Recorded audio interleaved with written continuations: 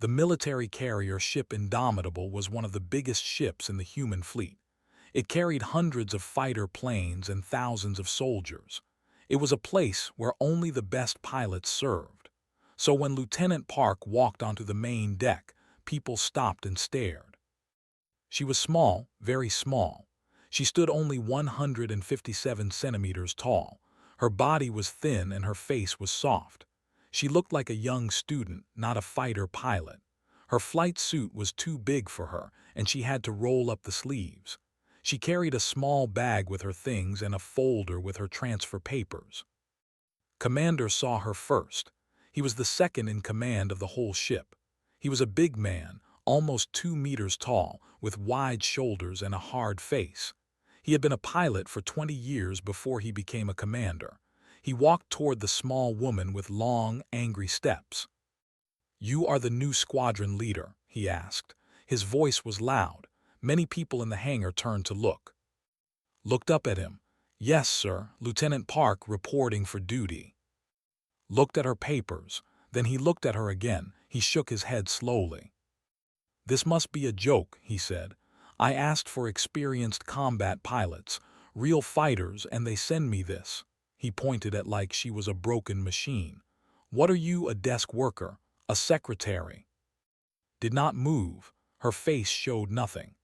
"I was with the 77th Interceptor Wing, sir. Before that, the 12th Reconnaissance Division." "Reconnaissance," laughed, but it was not a friendly laugh. "So you are good at running away. That is not what we need here, little girl. We are fighting a war. The hegemony is killing our people every day. We need warriors, not runners." Other officers were watching now. Some of them looked uncomfortable. Some of them smiled at the show. Nobody said anything to help. "My record speaks for itself, sir," said quietly. "Your record is classified," shot back. "I cannot even read it. That tells me you are either hiding something bad or someone in command is playing politics with my ship." He stepped closer to her. He was so tall that she had to look up to see his face. "I do not care who your friends are. On this ship you prove yourself or you go home. Do you understand?" "I understand, sir." Looked at her for a long moment. Then he turned and walked away. His boots made loud sounds on the metal floor. Stood alone in the big hangar. Around her, people went back to their work.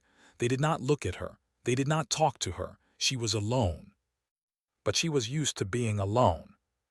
A young man walked up to her. He was nervous. His name tag said Ensign Lee. He saluted her.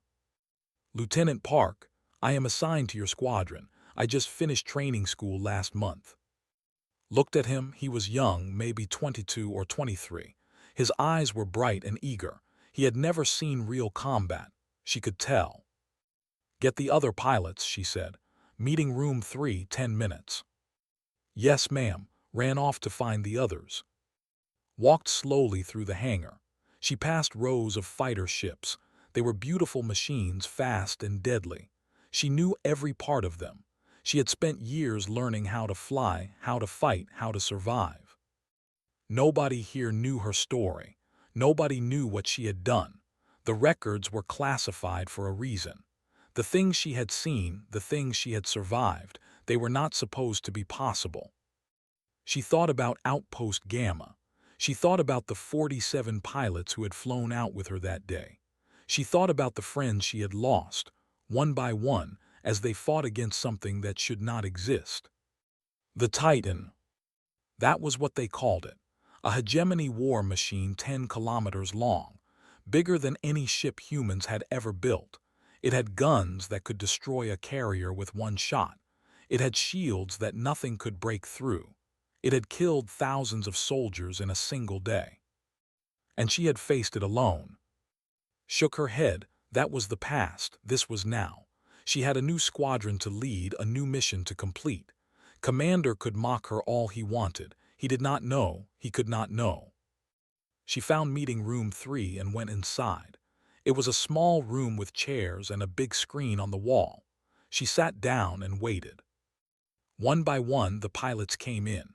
There were 11 of them, including they were young, most of them. Some looked nervous. Some looked bored. Some looked at with doubt in their eyes. They had heard what said to her. They were wondering if she was really good enough to lead them. Stood up, she was shorter than all of them, but when she spoke, her voice was calm and strong. I am Lieutenant Park. I am your new squadron leader. I know what you are thinking. You are thinking that I am too small, too young, too weak. You are wrong. She looked at each of them, one by one. In the next few weeks, I will teach you how to fly like you have never flown before.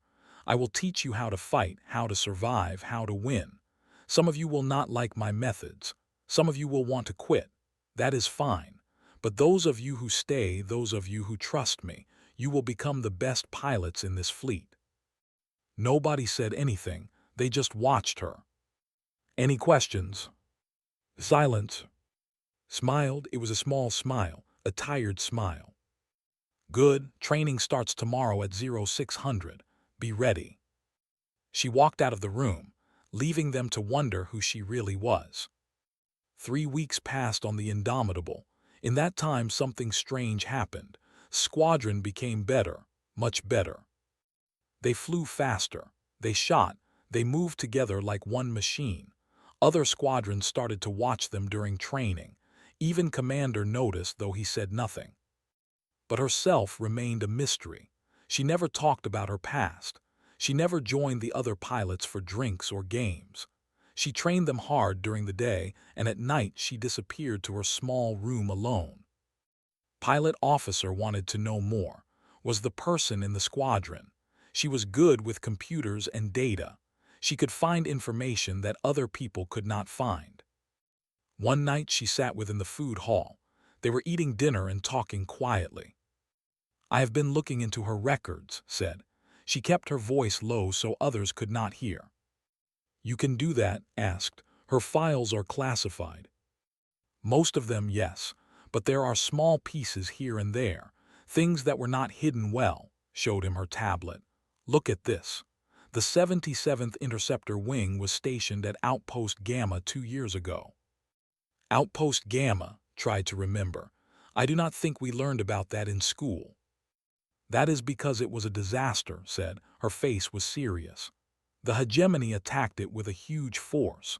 3 carriers, many smaller ships, almost everyone died. Felt a cold feeling in his stomach, and Lieutenant Park was there.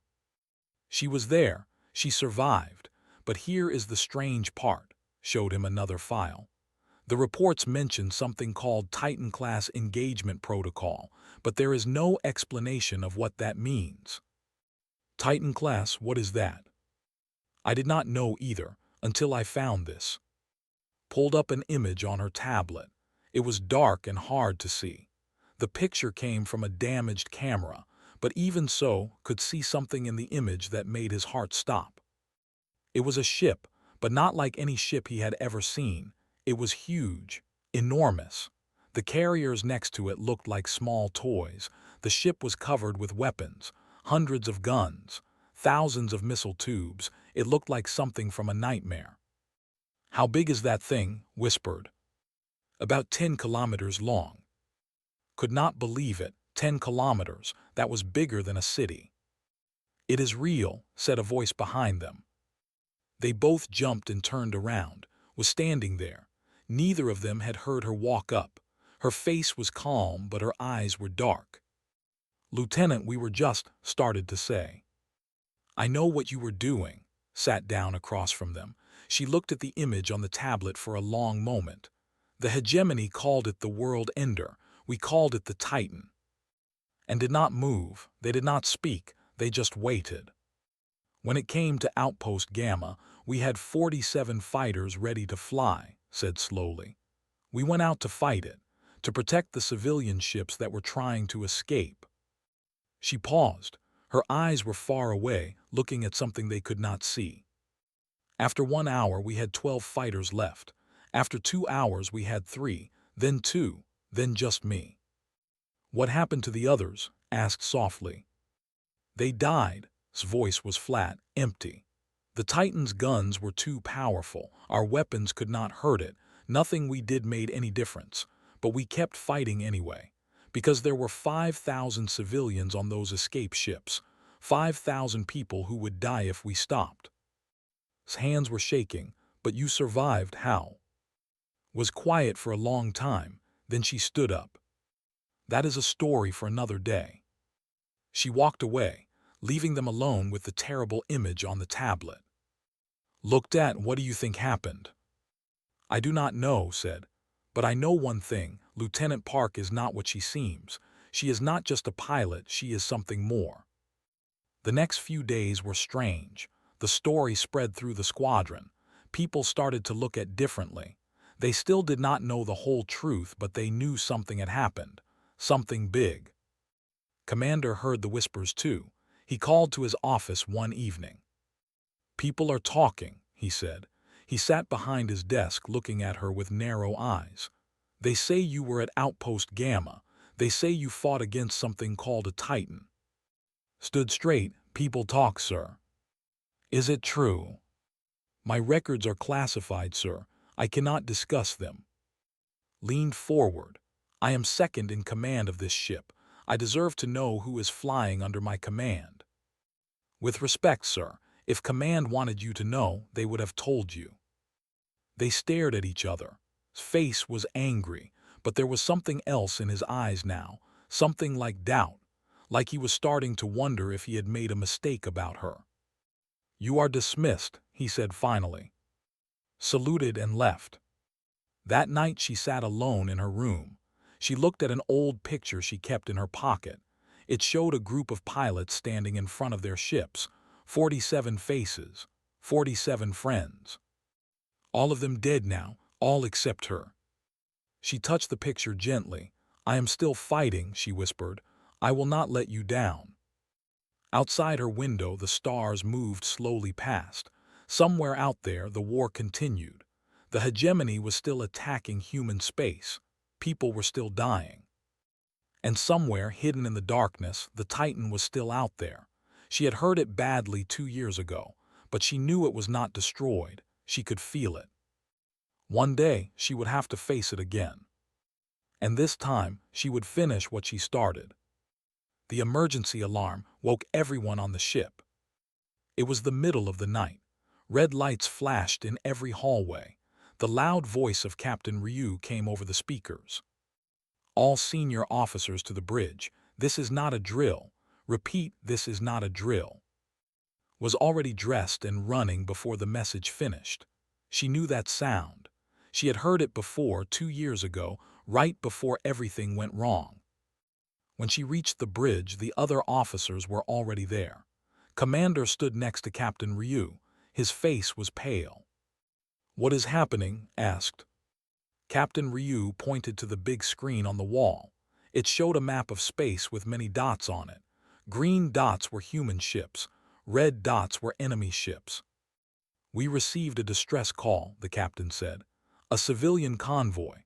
12 transport ships carrying refugees from the outer colonies. 10,000 people." "And the red dots?" asked, though she already knew the answer. "Hegemony hunting pack. 6 fast attack ships. They found the convoy 30 minutes ago. They are moving to destroy them." Looked at the map. The convoy was far away. The Indomitable was the closest military ship, but it was still 3 hours away at full speed. "The hegemony will reach them in 2 hours, Commander said. "We will not arrive in time." "What about fighter squadrons?" asked Lieutenant Commander Shin, the tactical officer. "If we send them now?" "They would arrive with no fuel left," interrupted. "They would be dead before they could fight. It would be a suicide mission." Everyone was quiet. They all understood what this meant. 10,000 civilians were going to die, and there was nothing they could do. Then spoke. "I will go." Everyone turned to look at her. "Alone?" asked. "Against 6 enemy ships. One pilot flying at emergency speed can reach the convoy in 90 minutes, said. Her voice was calm. "I can fight them. I can hold them off until the carrier arrives." "That is crazy," said. "You would be outnumbered 6-1, you would die." "Maybe," looked at him. "But those 10,000 people will definitely die if nobody goes. I am not asking for permission, Commander. I am telling you what I am going to do." opened his mouth to argue, but Captain Ryu raised her hand. "Let her go," the captain said quietly. "Captain," I said, "let her go." Ryu looked at with something like understanding in her eyes. "Lieutenant Park knows what she is doing. I trust her." Stared at for a long moment. Then he saw something in her eyes, something hard and cold and absolutely certain. He had seen that look before, in the eyes of old soldiers who had lived through impossible battles. "Go," he said finally. "The rest of the squadron will follow as fast as they can." Was already running. 15 minutes later, her fighter shot out of the Indomitable like a bullet from a gun. She pushed the engines harder than they were designed to go. The ship shook around her. Warning lights flashed on her control panel. She ignored them all. Behind her, the carrier grew smaller and smaller until it was just a tiny dot in the blackness of space. She was alone now, truly alone. The cockpit was quiet except for the sound of the engines and the beeping of her computer. On her screen, she could see the convoy, 12 green dots moving slowly, and around them, getting closer every second, 6 red dots. 90 minutes. That was how long she had. 90 minutes of flying through empty space, thinking about what was coming. She had been in this situation before, 2 years ago, flying towards certain death to save people she had never met. Most pilots would be scared. Most pilots would turn around. But was not most pilots.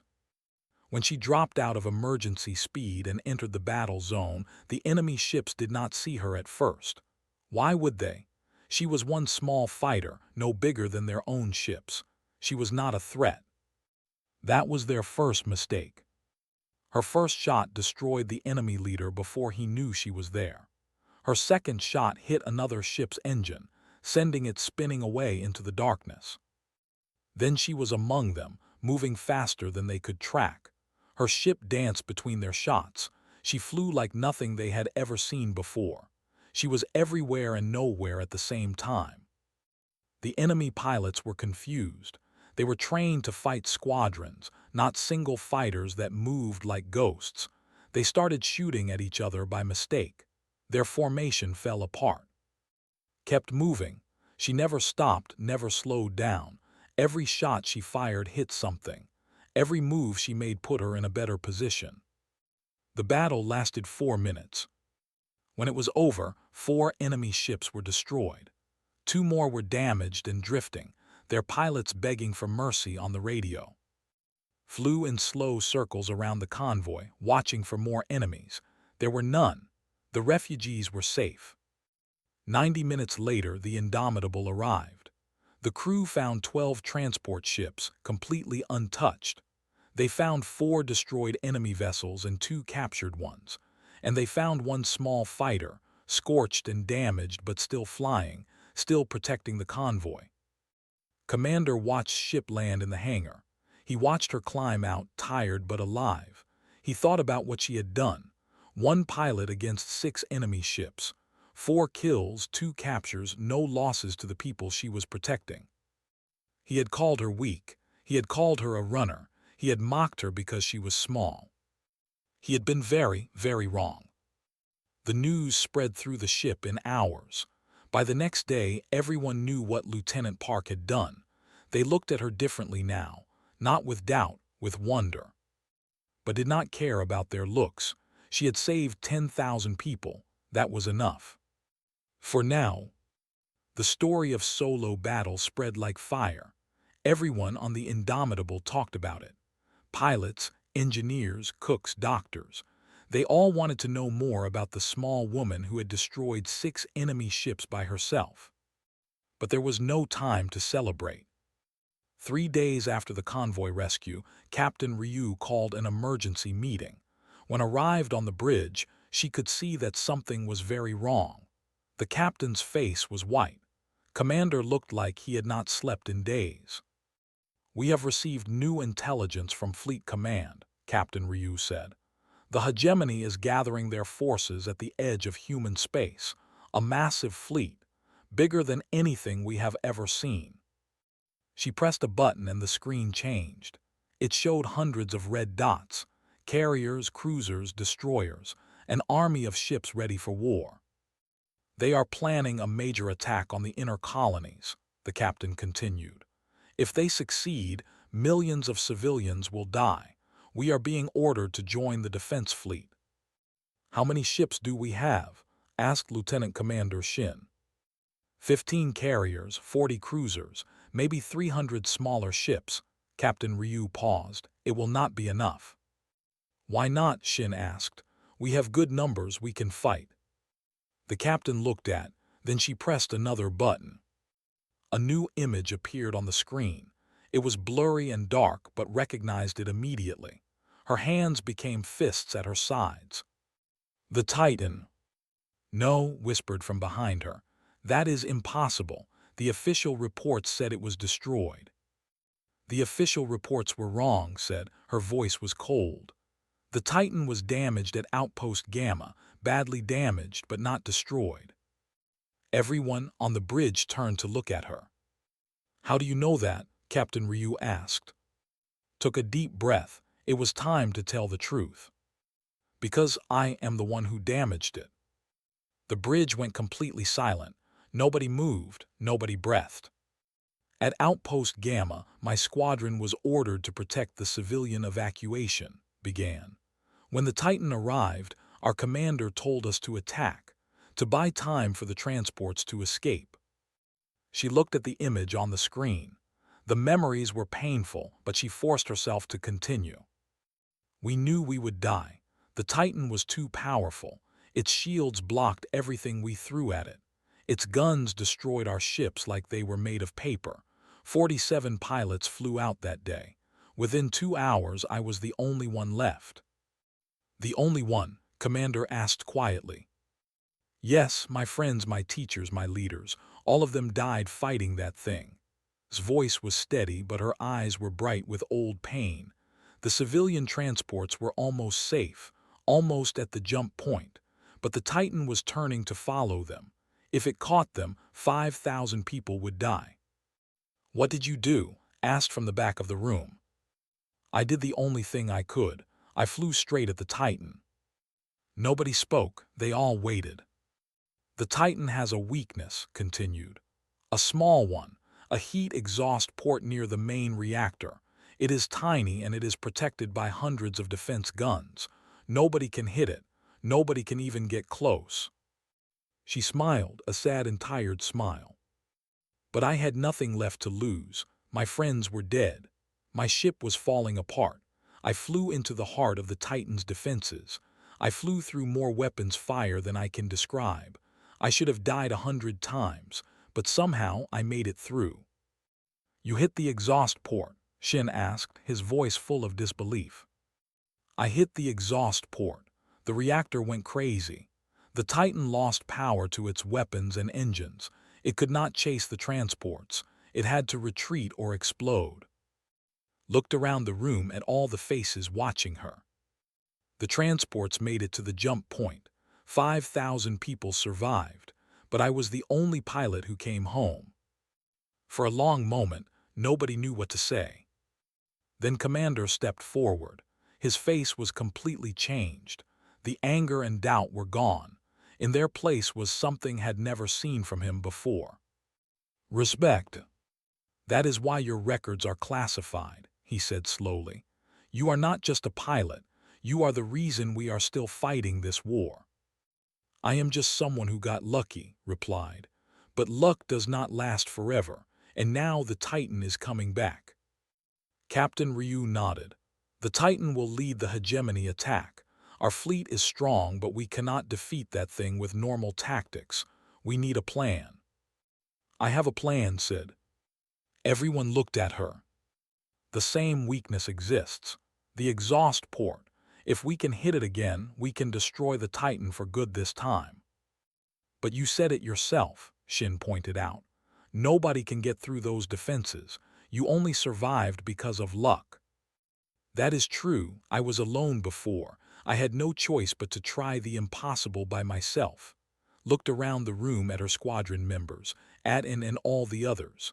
But this time I am not alone. This time I have a team." She turned to Captain Ryu. "Give me my squadron. Give us a chance. We will find a way to bring that monster down." The captain studied her for a long time. She saw the fire in his eyes, the absolute certainty, the willingness to die for others. "Very well," Captain Ryu said finally. "Lieutenant Park, you will lead the special attack on the Titan. Pick your pilots, plan your mission. You have 3 days before the battle begins." Saluted, "Thank you, Captain." As she turned to leave, stopped her. "Lieutenant," he hesitated, then spoke. "I was wrong about you. I judged you by how you looked, not by who you are. I am sorry." Looked at him, then she nodded. "I know, Commander, and I forgive you." She walked out, her squadron following behind her. They had 3 days to plan a mission that seemed impossible, but had done the impossible before. The day of the battle came too fast. Stood in the hangar of the Indomitable looking at her squadron. They were lined up in front of their fighters, dressed in flight suits, ready for war. 11 pilots, 11 people who trusted her enough to fly into almost certain death. Was there, all of them were there. "You know the plan," said.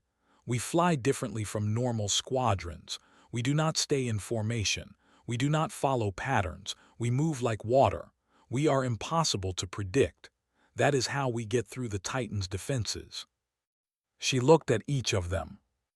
"I will not lie to you. Some of us will not come back, maybe most of us, maybe all of us.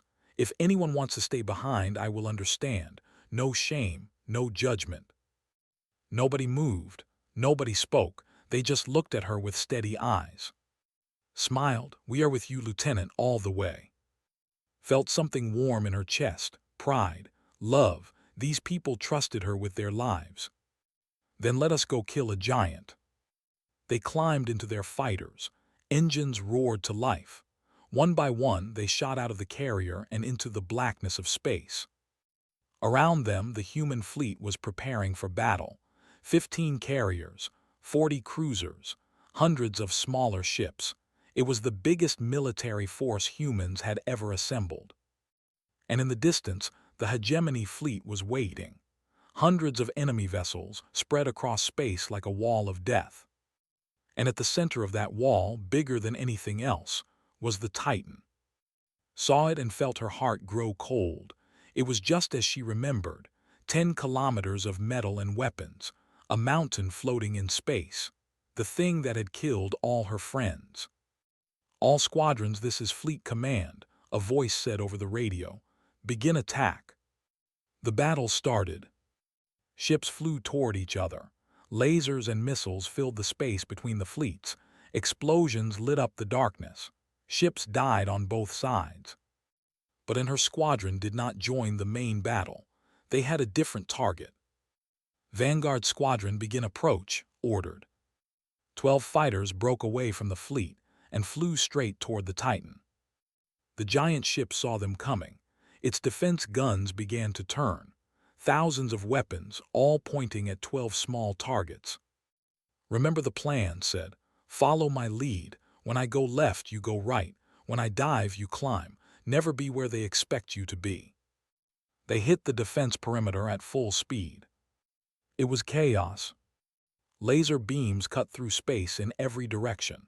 Missiles flew past them, missing by meters. The Titan's guns fired again and again, trying to hit the small ships that danced and twisted through the fire. Led from the front, she flew like she had never flown before. Her hands moved faster than thought.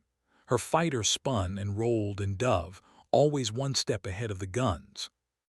Behind her, her squadron followed. They did not copy her movements. Instead, they did the opposite. When she went up, they went down. When she turned left, they turned right. The result was a pattern so strange and unpredictable that the Titan's computers could not track them. But the defense guns were not stupid. Slowly, they began to adapt. Ship took a hit. Her engine exploded, but she kept flying on the remaining one. "I am still with you," she said over the radio. Her voice was tight with pain. Another pilot was not so lucky. His ship disappeared in a ball of fire, then another, then a third. "Keep going," shouted. "We are almost there."